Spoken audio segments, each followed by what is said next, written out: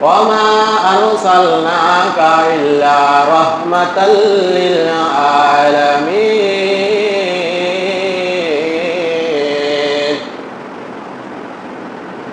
রাসূলকে পাঠিয়েছেন আল্লাহ তাআলা সমস্ত জগতের রহমত স্বরূপ। আল্লা তাখাফু ওয়া লা তাহজানু ওয়া আবশিরু বিল জান্নাহ وَأَبْشِرُوا بِالْجَنَّةِ الَّتِي كُنتُمْ تُوعَدُونَ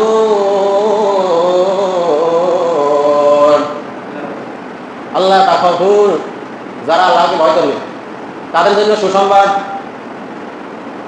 বিল জান্নাহ, জান্নাতের সুসংবাদ, কুনতুম তুআদুন। আর আল্লাহ তাআলার ওয়াদা, তিনি ভয় খেলাপ করেন না। তিনি ওয়াদা করেছেন যে যারা আল্লাহকে ভয় করবে আল্লাহ তাদেরকে জান্নাত দান করবেন। وَمَنْ أَحْسَنُ قَوْلًا مِّمَّنْ دَعَا إِلَى اللَّهِ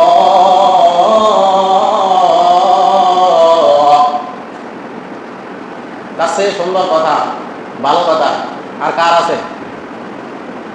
وَعَمِلَ صَالِحًا, যে আল্লাহর দিকে ডাকে মানুষকে এবং সে নেক আমল করে। وقال إنني من المسلمين,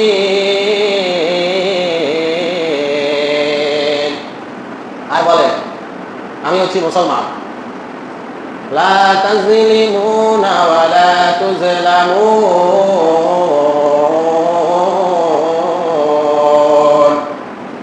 জুলুম করা যাবে না। লা তাজলিমুনা, লা মানে না, তাজলিমুনা জুলুম করা যাবে না। ওয়ালা তুজলামুন, জুলুমের শিকার হওয়া যাবে না। আল্লাহ বলতেছে যে জুলুম করাও গুনাহ, আবার জুলুম, সহায় নির্যাতন, জুলুম এটা সহ্য করাটাও কি গুনাহ। এজন্য সমাজ শান্তির জন্য কেউ কারোর উপর জুলুম করাও যাবে না, আবার জুলুম সহ্য করা যাবে না। জুলুম সমাজে প্রতিষ্ঠা থাকলে সেটাকে বন্ধ করার জন্য চেষ্টা করতে হবে। আলিফ লাম মিম,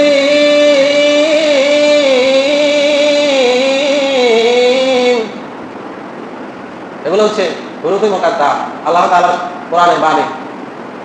আরবের কবিদেরকে বলা হয়েছে তোমরা এগুলোর অর্থ বাইর করো, তারা বের করতে পারে না। বলছেন যে তোমরা যদি আল্লাহ কোরআনকে অস্বীকার করো, তোমরা সত্যবাদী হও, তাহলে একটা সূরা রচনা করো। ইন্না আতাইনা কাল কাউসার, এত ছোট্ট একটা সূরা তোমরা রচনা করো। ইন্না আতাইনাকাল কাউসার ফাসাল্লি লিরাব্বিকা ওয়ানহার, নিশ্চয়ই আপনাকে আল্লাহ কাউসার দান করেছেন, আপনি নামাজ করুন, কোরবানি করুন। পরে লুকাই রাখলেন যে আরবের যত কবি আছে, সাহিত্যিক আছে, সবাই চেষ্টা করো। শেষের আয়াত কি হবে? তারা শেষের আয়াত পারলেন না, তখন তারা লিখে দিলেন কাবা শরীফের মধ্যে লাইসা হাযা বিকালামিল বাশার, এটা কোনো মানুষের রচনা না, এটা কোনো মানুষ রচনা করতে পারে না। আল্লাহ তাআলা বলেন তোমরা দুনিয়ার সব মানুষকে নিয়ে আসো। আরবের আরবি কবি, তারা আরবিতে কথা বলেন, তাদের ভাষা হচ্ছে আরবি। তোমরা আরবদের যত কবি সাহিত্যিক আছে তাদেরকে নিয়ে আসো। কোরআনের মতো একটা ছোট্ট সূরা বানাও, না হয় একটা আয়াত। وَإِن كُنتُمْ فِي رَيْبٍ مِّمَّا نَزَّلْنَا عَلَىٰ عَبْدِنَا فَأْتُوا بِسُورَةٍ, যদি তোমরা সত্যবাদী হও, فَأْتُوا بِسُورَةٍ, ছোট্ট একটা সূরা বানিয়ে নিয়ে আসো। মিন মিসলিহি, যেটা কোরআনের মতো হবে, কোরআনের মতো ছোট্ট একটা সূরা বানিয়ে নিয়ে আসো। وَادْعُوا شُهَدَاءَكُم مِّن دُونِ اللَّهِ,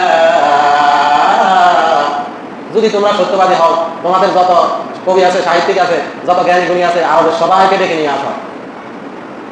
ইন কুনতুম সাদিকিন, ইন মানে যদি, কুনতুম তোমাদের মধ্যে যদি তোমরা সবাই সাদিকিন সত্যবাদী হও, তোমরাই যদি সত্য হও আর কোরআন যদি মিথ্যা হয়, তাহলে তোমরা সত্যবাদী হলে একটা সূরা রচনা করো। আল্লাহর চ্যালেঞ্জ তারা গ্রহণ করতে পারলেন না। ফাইল্লাম তাফআলু, কখনো পারবে না। ওয়ালাম তাফআলু, তারা চেষ্টা করেছে, তারা অনুরূপ সূরা বানিয়ে নিয়ে আসার জন্য, কিন্তু তারা পারে নাই। আল্লাহ বলতেছে ওয়ালাম তাফআলু, তারা কখনো পারবে না। ওয়াতাকুন নারাল্লাতী, যারা আল্লাহকে ভয় করবে তাদেরকে আল্লাহ জাহান্নাম থেকে বাঁচাইয়া দিবে। আর যারা ভয় করবেন না, ওয়াকুদুহান নাসু ওয়াল হিজারা, তাদেরকে জাহান্নামে জ্বালাইয়া দিবেন, যেটা লাকড়ি হবে, জ্বালানি হবে পাথর এবং মানুষ। আগুনে আগুন জ্বলবে, সেখানে জ্বালানি হবে মানুষ এবং পাথর। পাথরের মধ্যে আগুন লাগালে কত হিট। আর জাহান্নামের আগুন 70,000 বছর হিট দেওয়ার পরে প্রথমে লাল হয়েছে, এরপরে সাদা হয়েছে, এরপরে কালো হয়ে গেছে। দুনিয়ার আগুনের চেয়ে 70,000 গুণ বেশি জাহান্নামের আগুনের টেন্স। আঙ্গুলে লাগলে মস্তিষ্কের সাথে সাথে যন্ত্রণা চলে যাবে। দুনিয়ার আগুন আঙ্গুলে লাগলে আঙ্গুল পড়া গেছে, ওষুধ খাইলে ওষুধ লাগাইলে ভালো হয়, কিন্তু জাহান্নামের আগুন পায়ে লাগলে মাথার মগজে সাথে সাথে যন্ত্রণা শুরু হবে। ওই কাফেরিন, এই শাস্তি দান করবেন আল্লাহ তাআলা কাফেরদেরকে। এখন তো মুসলমান নামদারি কাফেরের অভাব নাই, মুশরিকের অভাব নাই, ফাসিকের, জালেমের, মুনাফিকের, কোরআন শরীফে এই শব্দগুলো আছে। ফাসিকিন, জালিমিন, ফাসিদিন, কাফেরিন, আছে না? এগুলো কি কাফের না মুসলমান? এটা সবাই কাফের ছাড়া সবাই কি মুসলমান।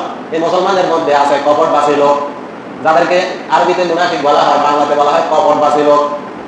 যাদের মধ্যে নেপাকি আছে, যারা মুখে বলে আমরা মুসলমান, আমাদের বাপ দাদা ছিল মুসলমান, কিন্তু মুসলমানের কিছুই সে মানি চলতে পারে না। দুনিয়ার লোক লালসা তাকে মানাইতে পারে না, দুনিয়ার লোক লালসার কারণে সে মানতে পারে না। وَأَمَّا مَنْ خَافَ مَقَامَ رَبِّهِ وَنَهَى النَّفْسَ عَنِ الْهَوَى فَإِنَّ الْجَنَّةَ هِيَ الْمَأْوَى। যে আল্লাহকে ভয় করবে, যে মৃত্যুর পরে আমাকে আল্লাহর সামনে আবার দাঁড় করাতে হবে, আমি আল্লাহর সামনে দাঁড়াতে হবে, এটা সত্য বলে বিশ্বাস করে, ভয় করে, তাকে আল্লাহ তাআলা জান্নাত দান করবে। যে নিজের নফসকে নিয়ন্ত্রণ করে। আত্মা হচ্ছে একটা, নফস হচ্ছে নফসে আম্মারা, নফসে লাওয়ামা, নফসে মুতমাইন্না। নফসে আম্মারা, সে আদেশ করে সবসময় যেটা আল্লাহ নিষেধ করেছেন সেটার দিকে সে আকৃষ্ট হয়। যে কাজ আল্লাহ নিষেধ করেছেন সেটা সে করার জন্য, পাওয়ার জন্য তার মধ্যে সবসময় এটা কৌতূহল থাকে, সে সবসময় এটা পাওয়ার জন্য তার শরীরে যে নফস আছে, এই নফসে আম্মারা এটা এইভাবেই সৃষ্টি করা হয়েছে। এটা কিন্তু বাঁচার জন্য যে তাকওয়া অবলম্বন করে, আল্লাহকে ভয় করে, আল্লাহর ভয়ে সে এটা ছেড়ে দিল। যে কাজ করলে আমি খুব মজা পাইতাম, খুব শান্তি পাইতাম, এই কাজ করলে অনেক টাকা পাইতাম, অনেক সম্পত্তির মালিক হয়ে যেতাম, কিন্তু আল্লাহর ভয়ে আমি এই কাজ থেকে বিরত রইলাম। এটাকে বলা হয় নফসে মুতমাইন্না। নফসে লাওয়ামা বাধা দিছে, নফসে আম্মারা আদেশ করছে এই কাজ করো, করলে তুমি এখানে যদি কলমে খোঁচা দাও তাহলে 1 লক্ষ টাকার মালিক হয়ে যাবে, 1 কোটি টাকার মালিক হয়ে যাবে, কিন্তু সে আল্লাহকে ভয় করি সেটা করে না। এই নফসে লাওয়ামা তাকে বাধা দিছে। নফসে লাওয়ামা শক্তিশালী, তার তাকওয়া আছে, আল্লাহর ভয় আছে। আর যার তাকওয়া নাই, আল্লাহর ভয় নাই, নফসে লাওয়ামা দুর্বল। নফসে আম্মারা আদেশ মতে চলে, তার মন করা চলে, তার নফসের তাড়নায় যা মনে চায় সে তাই করে। তাদেরকে বলা হয়েছে ওয়ালাকাদ যারানা লিজাহান্নামা কাসীরা। আল্লাহ বলেন এদেরকে আমি জাহান্নামের জন্য সৃষ্টি করেছি, জাহান্নামের জন্য প্রস্তুত রেখেছি।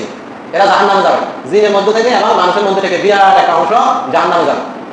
আর যারা এই কাজগুলো থেকে বিরত রয়েছে, আল্লাহকে ভয় করেছে, নিজের নফসের তাড়নায় চলে নাই, নফসের সাথে জিহাদ করা হচ্ছে সবচেয়ে বড় জিহাদ।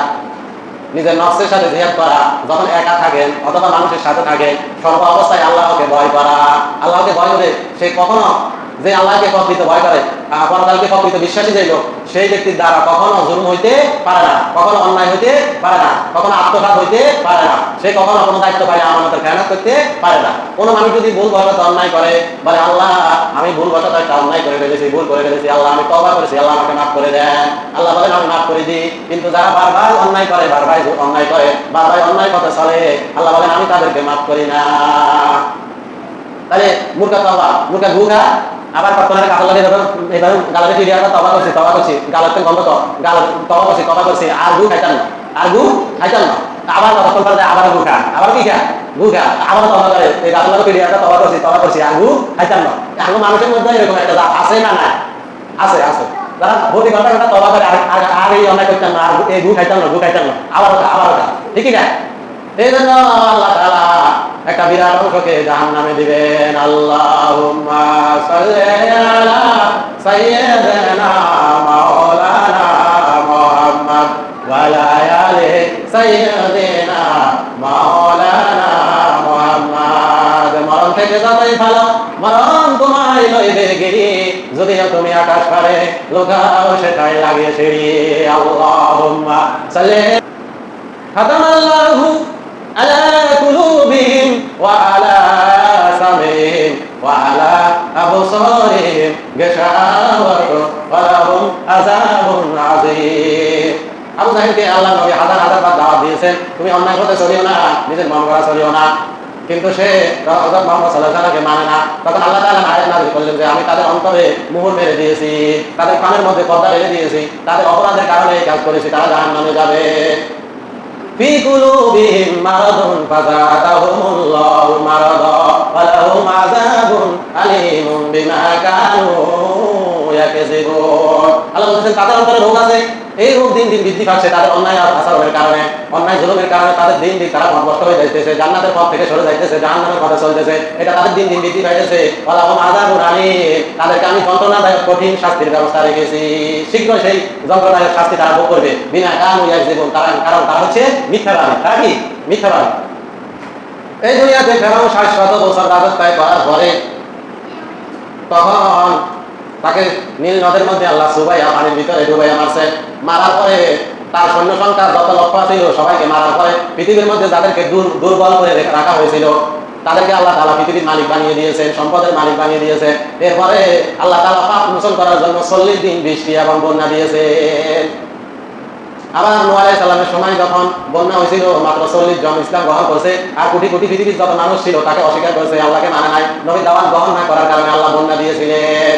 যদি পাহাড়, যেটা পৃথিবীর মধ্যে সর্বোচ্চ পাহাড়, এটা উপরে আরো ৪০ হাত ৪০ গজ উপরে পানি উঠছে। সেই দিন তার ছেলেকে আমাকে বলছিল তুমি নৌকায় উঠো, সে উঠে নাই, বলতেছে বাবা যদি পানি একটা বেশি হয় আমি অনেক লম্বা, না হাঁটু না কোমর না গলা পর্যন্ত হইব, আমি এত লম্বা, এত পানি উঠবো। কিন্তু সেই দিন এত পানি উঠছে, পৃথিবীর মধ্যে সর্বোচ্চ পাহাড় হচ্ছে জ্যোতির পাহাড়, সেই জ্যোতির পাহাড়ের উপরে ৪০ হাত পানি উঠছে, সব ধ্বংস হয়ে গেছে। ৪০ জোড়া মানুষ, ৪০ জন মানুষ, এবং প্রত্যেক যে প্রাণী তাদের থেকে জোড়া করা নৌকার মধ্যে নেওয়ার জন্য বলছিলেন, নূহ আলাইহিস সালাম নিয়েছেন। তার ছেলেকে বলছিলেন আল্লাহ আমার ছেলে মারা যাইতেছে, হাবুডুবু খাইতেছে বন্যার পানির ভিতরে। আল্লাহ বলতেছে লাইসা মিন আহলিক, খবরদার যদি তুমি তাকে বাঁচাইতে চেষ্টা করো আমি তোমার নৌবন্দির নামটা কেটে দিব, তোমাকে শাস্তি দিব। তখন সে আল্লাহর কাছে বলল আল্লাহ যে ব্যাপারে আমার জ্ঞান নাই সেই ব্যাপারে তোমার কাছে চাওয়া থেকে আমি আশ্রয় চাই। নবীরা যখন দাওয়াত দিয়েছেন মূর্খরা তাদেরকে কষ্ট দিয়েছেন, জালেমেরা কষ্ট দিয়েছেন, ফাসিকরা কষ্ট দিয়েছেন। মুসা আলাইহিস সালাম বলেছেন বনী ইসরাঈলের কাছে যখন দাওয়াত দিয়েছেন তাকে এমন এমন কথা বলা হয়েছে সে কষ্ট পেয়েছে, তখন বলেছে আউযু বিল্লাহ, আমি আশ্রয় চাই, আন আকুনা মিনাল জাহিলিন, মূর্খ থেকে আমি আল্লাহর কাছে কি চাই? আশ্রয় চাই। হযরত আলী রাদিয়াল্লাহু তাআলা বলেছেন মূর্খতা এমন একটা অভিশাপ, জমিনের সারা পৃথিবীর জমিনের মধ্যে এটা জমিন বহন করতে কষ্ট হয়। এজন্য জ্ঞান অর্জন করা ফরজ। জ্ঞান অর্জন করা অবস্থায় যদি ইন্তেকাল করে তালাবে হিসেবে মারা যাবে, তাকে আল্লাহ তাআলা জান্নাত দান করবে। যে ব্যক্তি ইমানদার আলেম, হক্কানি আলেম, সেই ব্যক্তি যদি কোনো ছোটখাটো গুনাহ হয়ে যায় ইউবাদদিলুল্লাহু সাইয়্যাতিহিম হাসানাত, আল্লাহ তাআলা গুনাহটারে মাফ করিয়া ওই গুনাহটারে নেকি বানায়া দেন। আল্লাহর হক আছে, ভাইয়ের উপরে বোনের হক আছে, বোনের উপরে ভাইয়ের হক আছে, বাবার উপরে সন্তানের হক আছে, সন্তানের উপরে বাবার হক আছে, প্রতিবেশীর উপরে প্রতিবেশীর হক আছে, আহলে বাইতের সামনে বাড়ির সামনে মসজিদ থাকলে মসজিদের প্রতি হক আছে না নাই, ইমাম থাকলে ইমামের প্রতি হক আছে, ইমামের মুসল্লির প্রতি হক আছে। এভাবে একের প্রতি একের একটা দায়িত্ব কর্তব্য আছে না নাই। যারা বলে কিছু দরকার নাই, আমি ভালো কামার ঘুমাবো, এসব জায়গার মধ্যে আমি নাই, তাকে সুখে আছে না দুঃখে আছে? তারা বলছে আরো দুঃখে আছে। যে জিনিস থেকে আপনি যত বাঁচার চেষ্টা করবেন সেটা আপনাকে তত চাপি ধরবে। আপনি বলবেন যে আমি কোনো ঝামেলা করতে চাই না, এসব কাজ না আমি পড়াইতে চাই না, আপনারা সেটা আসে যাওয়া করবে বেশি, আপনারা সেটা পোড়া করবে, আপনি জিয়ানে পড়াইবেন সেখানে যায় আপনারা করবে, বলে মরণ থেকে যত ভালো ভালো তোমার ধরবো গিরি, ওই মরণ যেরকম আপনারা ধরবো, ঘুমের ভিতরে থাকে না লোহার ভিতরে পড়াই থাকে সেখানে যায় ধরবো। সমাজে যখন অন্যায় অসমান, যখন সমাজ অশান্তিতে ভরপুর, সব জুলুম অত্যাচার চলতেছে, আপনি চুপচাপ ঘরে শান্তিতে থাকার চেষ্টা করবেন, একটা সময় আপনিও সেই জুলুমের মধ্যে পড়ে যাবেন, আপনিও শান্তিতে থাকতে পারবেন না।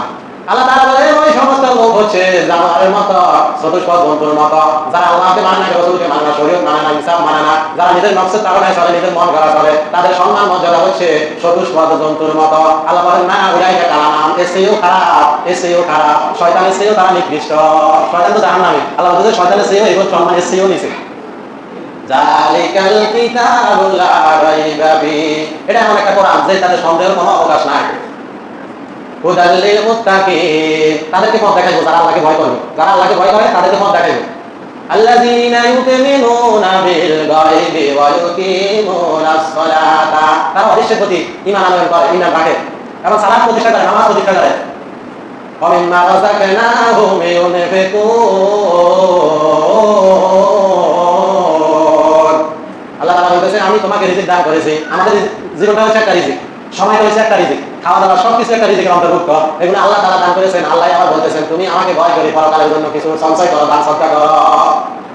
ওয়াল্লাযীনা ইউমিনুনা বিমা উনজিলা ইলাইকা ওয়া মা উনজিলা মিন ক্বাবলিক ওয়া বিল আখিরাতি হুম ইউকিনুন। যারা ঈমান আনয়ন করবে, পরকালের প্রতি, পূর্ববর্তী যত নবী রাসূল এসেছেন নাযিলকৃত কিতাবের প্রতি যারা বিশ্বাস করবে, ওয়া বিল আখিরাতি হুম ইউকিনুন, আর পরকাল আছে সে দৃঢ়ভাবে বিশ্বাস করবে, উলাইকা আলা হুদাম মির রাব্বিহিম, আল্লাহ বলতেছে তারা তাদের রবের হেদায়েতের পথে, সঠিক পথে রয়েছে। ওয়া উলাইকা হুমুল মুফলিহুন, আর তারা সফল কাম হয়ে গেছে। একজন তখনকার দিনের একদম বড় আলেম আব্দুল্লাহ বিন মুবারক, সে হজ করার জন্য টাকা জোগাড় করেছে, কিন্তু তার ছেলে একদিন পাশের বাড়িতে একজন গরিবের বাড়িতে গিয়েছে, গিয়া দেখতেছে তারা গোস্ত রান্না করতেছে, সে গোস্ত খাইতে চেয়েছিল, তারা গোস্ত দেয় নাই। তখন আব্দুল্লাহ বিন মুবারকের ছেলে তার কাছে এসে বলল, আব্বা পাশের বাড়িতে গোস্ত রান্না হয়েছে, আমাকে এক পিস গোস্ত তারা দেয় নাই, আমি খেতে চেয়েছিলাম। সেই আব্দুল্লাহ বিন মুবারক সবচেয়ে বড় ধনী ছিল, আলেম ছিল, সে তাকে জিজ্ঞেস করলো যে তুমি কেন আমার ছেলেকে একটা পিস গোস্ত দেওয়া নাই, সে খেতে চেয়েছিল। বললে, আপনারা তো ধনী মানুষ, আলেম মানুষ, এই সমাজের মধ্যে আমার চেয়ে গরিব আর কেউ নাই, খিদার কারণে, খাদ্য না থাকার কারণে আমি একটা গরু মরা ছিল, দিনের মধ্যে একটা গরু মরা ছিল, সেই গরু থেকে কিছু গোস্ত নিয়ে এসেছি খাওয়ার জন্য। আপনাদের জন্য তো এটা হালাল না, জীবন বাঁচানোর জন্য, জীবনের তাগিদ এটা যারা খেবে তাদের জন্য হালাল হবে, আপনাদের জন্য এটা হালাল হবে না, এই জন্য আমি গোস্তটা দিই নাই।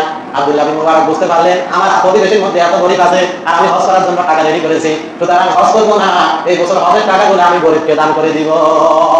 আব্দুল্লাহ বিন মুবারক সে তার হজের টাকাগুলো গরিবকে সবগুলো দান করে দিলেন, যে তোমার আমার পাশে এত গরিব আছে আমি তো জানি না, সুতরাং এই বছর আমি হজ করার জন্য নিয়ত করছি, টাকা জোগাড় করছি, এই টাকা দিয়ে আমি এটা হজ করবো না, এই টাকা তোমাকে দান করে দিলাম, আল্লাহ বলেন আমি কবুল করে নিয়েছি। সুবহানাল্লাহ। তখন তার বন্ধু গিয়েছে হজে, হজ থেকে এসে বলল, আব্দুল্লাহ বিন মুবারক তুমি কবে আসলে, তুমি আমি আমার আগে কিভাবে আসলে, আমি তো হজের মধ্যে, তাওয়াফের মধ্যে, সব জায়গায় আমি তোমাকে দেখেছি। আব্দুল্লাহ বিন মুবারক বলতেছে, কি বলো, আমি তো এবছর হজে যাই নাই, হজের টাকা আমি এক গরিবকে দান করে দিয়েছি। বলতেছে, কি বলেন, আমি আপনাকে সেখানে যত জায়গায় আমি হজের কার্যক্রম পালন করেছি, আমি আপনাকে দেখতে পেয়েছি। এতে বোঝা গেছে তার দানটা আল্লাহ কবুল করেছেন। এখন নিয়ত যদি পরিষ্কার না থাকে, ইন্নামাল আমালু বিন্নিয়াত, ইন্নামাল আমালু বিন্নিয়াত, নিয়ত যদি পরিষ্কার না থাকে, হজ করি, যাকাত দিই, দান সদকা করলে কবুল হইব নি? বড় বড় মাদ্রাসা বানালে, মসজিদ বানালে, সব শিক্ষা করি, কবুল হইব নি? এজন্য নিয়ত পরিষ্কার করা, আল্লাহ তৌফিক দান করুন। সবাই আমিন। যতটুকু আলোচনা করেছি আল্লাহ পাক কবুল করুন। আসসালামু আলাইকুম।